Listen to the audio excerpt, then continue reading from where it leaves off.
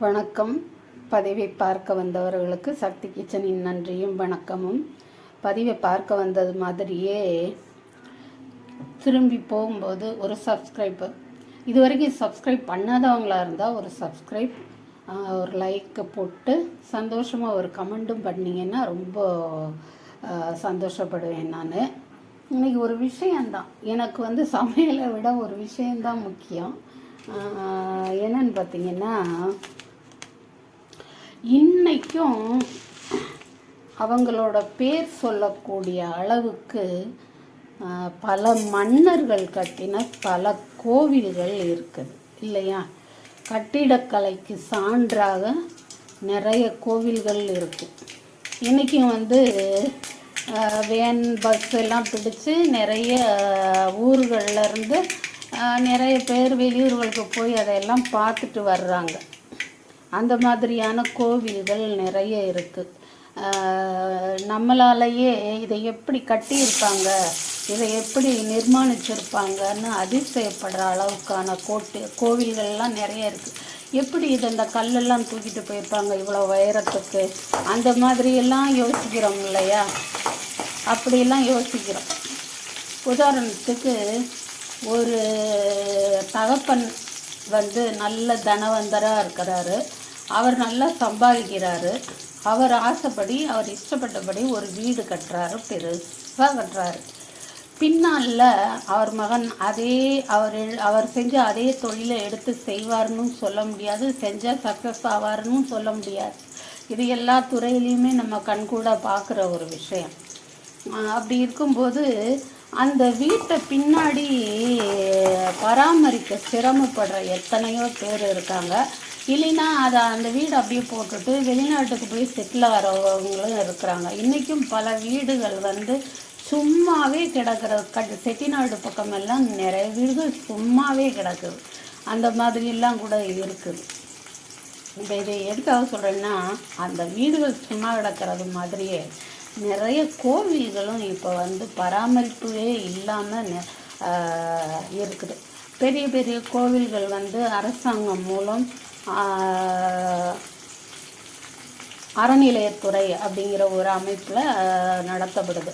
ஆனால் என்னைக்கு கூட வழி இல்லாமல், விளக்கேற்ற வழி இல்லாமல் நிறைய கோவில்கள் ஊருக்கு இருக்குது. ஒரு ஊர் ஒரு ஒரு மனிதரோட பேரை சொன்னால் தெரியும், அந்த அளவுக்கு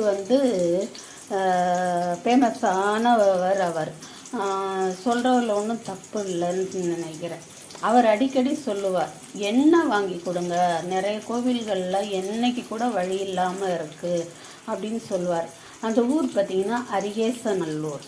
அந்த ஊருக்கு நான் ஒரு தரம் போனேன், அந்த கோவிலை பார்க்குறதுக்குன்னே போனேன். ஆனால் எனக்கு இந்த மாதிரியெல்லாம் சீக்கிரமே கோவில் நட சாத்தப்படுங்கிறதெல்லாம் தெரியாது. 9 மணிக்கு மேலே போய் சேர்ந்தேன். ஏன்னா பிரயாணம் தூரம். அந்த மாதிரி திருநெல்வேலியை சுற்றி நிறைய கோவில் பார்த்துருக்கேன். நான் போகிற நேரத்தில் கோவில் நட அடைச்சிருவாங்க. காரணம் என்னென்னா, வருமானம் கிடையாது. நகரங்களில் இருக்கிற கோவில்கள் அப்படி கிடையாது. 12 மணி வரைக்கும் இன்னமும் திறந்துருக்கிற கோவில்கள்லாம் நான் பார்த்துருக்கேன். நான் போய் அந்த நேரம் வரைக்கும் இருந்து நட சாத்துற வரைக்கும் இருந்து சாமி கும்பிட்டு வந்திருக்கேன். ஆனால் கிராமத்து கோவில்களில் நிறைய கோவில்கள் வருமானத்துக்கே வழி இல்லாமல் ரொம்ப அந்த கோவில் நடைய வெள்ளனமே சாத்திட்டு அந்த அர்ச்சகர்கள் வேறு ஏதாவது அவங்களுக்கு வருமானம் ஈட்டக்கூடிய தொழில் செய்கிறத பார்க்குறோம். அவங்களுக்கு உண்டான தொழிலை செய்கிறத பார்க்குறோமா என்னன்னு தெரியல. எல்லாரும் பார்க்குறோமா என்னன்னு தெரியல. அப்படி தான் பார்த்தீங்கன்னா, பெரிய பெரிய பிரம்மாண்டமான வீடுகள் எப்படி பராமரிப்பு இல்லாமல் கிடக்குதோ, அது மாதிரி சின்ன சின்ன கோவில்களும் பராமரிப்பு இல்லாமல் கிடக்குது. அதை பராமரிக்க ஆள் கிடையாது.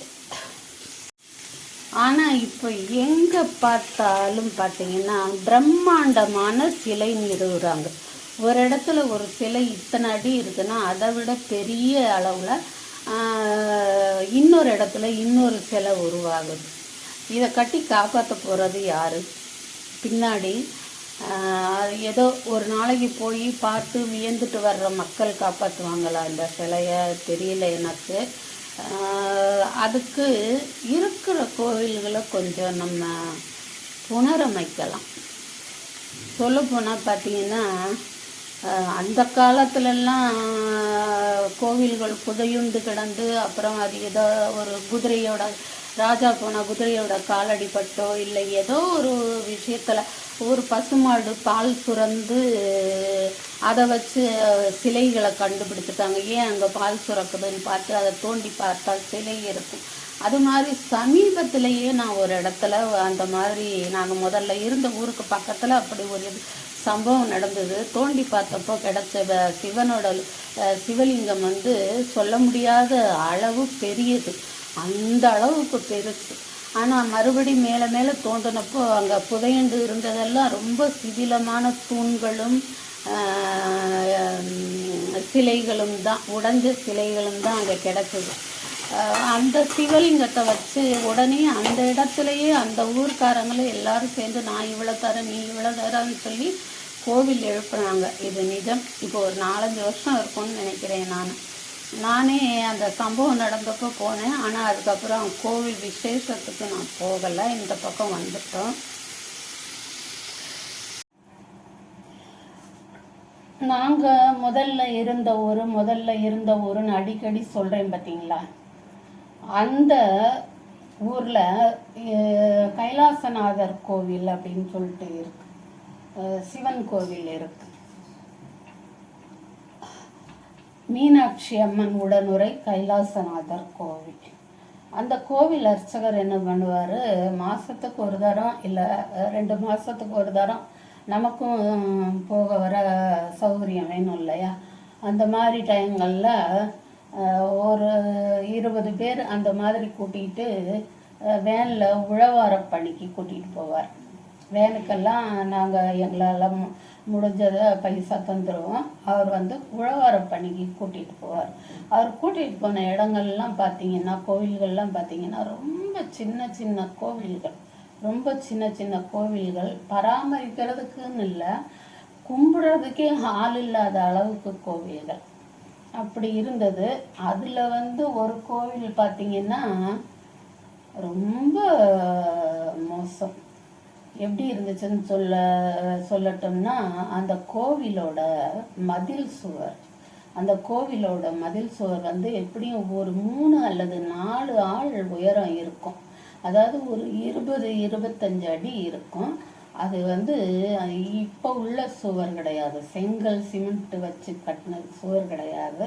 அந்த கல்லை பார்த்தாலே அது பழங்காலத்து கோட்டை மாதிரியான ஒரு அமைப்பில் உள்ள இந்த சுற்றுச்சுவர், கோட்டை மாதிரியான அமைப்புலையே அந்த காலத்து கற்களை வச்சு பெரிய பெரிய கல் தூண், இந்த கல் பாறாங்கற்கள் மாதிரி, ஆனால் ஒரே வடிவத்தில் வச்சு கட்டின கோவில். அப்படின்னா அது அந்த காலத்தில் எப்படி கொண்டாடப்பட்டிருக்கும் அந்த கோவில். அந்த கோவிலில் பார்த்தீங்கன்னா அந்த சுவர்களில் இடுக்குலெல்லாம் பார்த்தீங்கன்னா பறவைகளோட எச்சத்தில் விதைகள் விழுந்து நிறைய பெரிய பெரிய மரங்கள் முளைச்சிருந்தன. சின்ன செடியாக இல்லை, பெரிய அளவில் மரமாகவே முளைச்சி இருந்துச்சு. அப்புறம் நிறைய கற்கள் வந்து அங்கங்கே குவியலாக அந்த பாறாங்கற்கள் கிடந்துச்சு. ரொம்ப சிதிலமடைஞ்சு போய் இருந்துச்சு.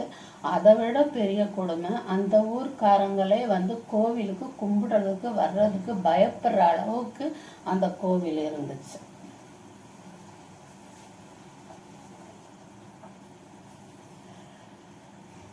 நாங்கள்லாம் போனப்போ எங்களால் பொம்பளை லேடிஸாலெல்லாம் அந்த அளவுக்கு எதுவும் வேலை செய்ய முடியாது. எங்களோட வந்த ஆண்கள் என்ன பண்ணாங்க, அவங்க உயிரை துச்சமாக மதித்து அந்த சுவர்களில் ரொம்ப உயரம் அதில் எதையோ போட்டு ஏறி, இல்லைன்னா கல் இடுக்கில், அந்த பாறை இடுக்கில் காலை வச்சு ஏறி அந்த பெரிய பெரிய மரங்களை அரிவாள் வச்சு வெட்டி கீழே சாய்ச்சாங்க.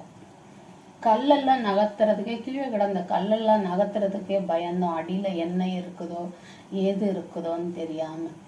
நாங்கள் இப்படி சின்ன சின்ன கோவில்கள் போய் இந்த உழவார பணி செய்கிறோங்கிறத தெரிஞ்சுக்கிட்டு அந்த ஊர்க்காரங்க கூப்பிட்டுருக்காங்க. அதுக்கப்புறம் தான் எங்களெல்லாம் கூட்டிக்கிட்டு அர்ச்சகர் போனார். ரொம்ப அந்த ஆண்கள் செஞ்ச பணி வந்து ரொம்ப அளப்பறியாதது. அவங்க உயிரை துச்சமாக வச்சு அந்த கோவில் அந்த பாறைகளில் ஏறி அந்த மரங்களெல்லாம் வெட்டி சாய்ச்சாங்க. அதுக்கப்பிறகு அந்த ஊர் அதுக்கப்பிறகு என்ன விஷயம் கேட்டிங்கன்னா, யாருமே கோவிலுக்கு வழிபட வர்றதில்லை, பயந்துக்கிட்டு. அது பொதுவாக வந்து கோவில்னாலே சிவன் கோவில்னாலே ஊர் கடைசியில் தான் இருக்கும். ஆனால் ஒன்று, கோவில் இல்லாத இடத்துல குடியிருக்கக்கூடாது அப்படின்னு சொல்லுவாங்க. ஒரு கோவில் இருக்கும்போது அதை எப்படி பார்த்துக்கிறணும்னு இல்லாமல் ஆரம்பத்தில் விட்டுட்டு அப்புறம் கடைசியில எங்களெல்லாம் கூப்பிட்டு அதை அந்த மாதிரி அந்த மரங்களெல்லாம் வெட்டி போட்டுட்டு உள்ளேயும் கொஞ்சம் என்னென்ன சீரமைக்க முடியுமோ எங்களால் முடிஞ்ச அளவுக்கு சீரமைச்சிட்டு, நாங்கள் அன்னைக்கு இருந்து வழிபாடு செஞ்சுட்டு, நாங்கள் திரும்ப ஒரு தரம் வரும்போது நீங்கள் வந்து இந்த கோவிலை இதே மாதிரி வச்சுருக்கணும் அப்படின்னு சொல்லிட்டு வந்தோம். எங்களுக்கு மதிய உணவு கொடுத்து உபசரித்தாங்க. அதை விட பெருசு என்ன தெரியுமா, இந்த பராமரிப்பு பணியை செய்யும்போது எங்களுக்கு எந்த விதமான கஷ்டமும் நேரக்கூடாதுன்னு அந்த ஊர் மக்கள் அந்த இறைவன்கிட்ட வேண்டிக்கிட்டாங்களாம். அதை சொன்னாங்க. ஏன்னா இந்த மாதிரி பாழடைஞ்சு கிடக்கிற இடங்கள்ல விஷ ஜந்துக்கள் இருக்கும் இல்லையா, அந்த மாதிரிலாம் இருந்து அவங்களுக்கு எதுவும் ஆயிடக்கூடாதுன்னு அந்த ஊர்க்காரங்க வேண்டிக்கிட்டதா அவங்களே சொன்னாங்க. இந்த மாதிரி எல்லாமே பழைய கோவில்கள், ராஜாக்கள் கட்டின கோவில்கள் இன்னைக்கு அதை பராமரிக்க முடியாமல் இருக்கும்போது புதுசாக தினம் ஒரு பெரிய பிரம்மாண்டமான சிலைகள் அதெல்லாம் சொல்கிறது கூட நமக்கு அச்சமாக இருக்குது. ஏன்னா தெய்வ அதை பயப்படுறதுக்கு ஒன்றும் இல்லை. அந்த மாதிரி கோவில்களை பராமரிக்கிறதுக்கு அந்த ஊர் இளைஞர்களே முன் வரணும். நிறைய செய்கிறாங்க.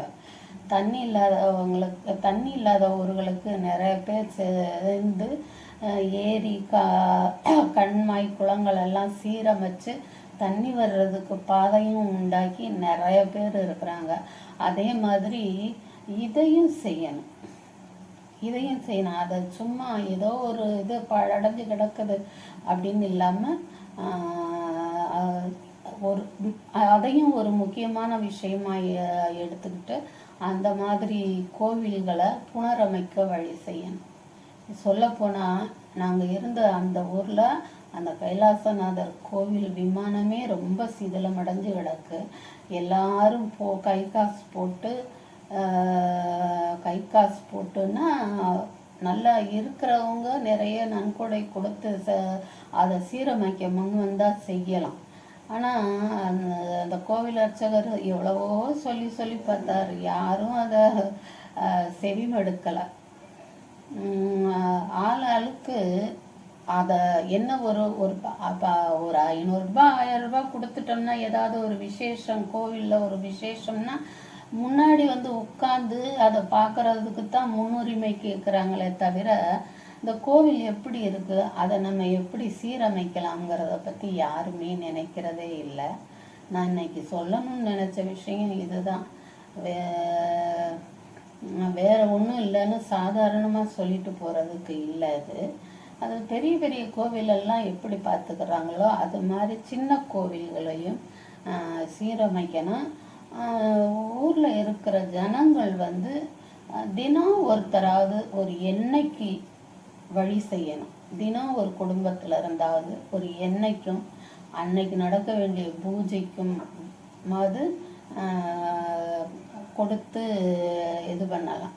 பெரிய அளவில் திருப்பணி பண்ணலைனாலும் இந்த மாதிரி செய்யலாம். அன்னைக்கு விளக்கு எரியறதுக்கும் அன்னைக்கு இறைவனுக்கு நிவேதனம் பண்ணுறதுக்கும் செய்யலாம். ஏன்னா நான் நிறைய பார்த்துருக்கேன் அந்த மாதிரி கோவில்களை.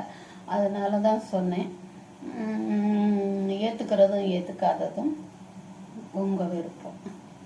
சரி, இந்த பதிவு பார்க்க வந்ததற்கு ரொம்ப நன்றி. இதை சொல்லி உங்ககிட்ட சப்ஸ்கிரைப் கேட்கறதுக்கு எனக்கு மனசில்லை. நீங்கள் நான் சொன்ன விஷயத்தில் பங்கெடுத்துக்கிட்டிங்கன்னா எனக்கு ரொம்ப சந்தோஷமாக இருக்கும். சரியா? மிக்க நன்றி.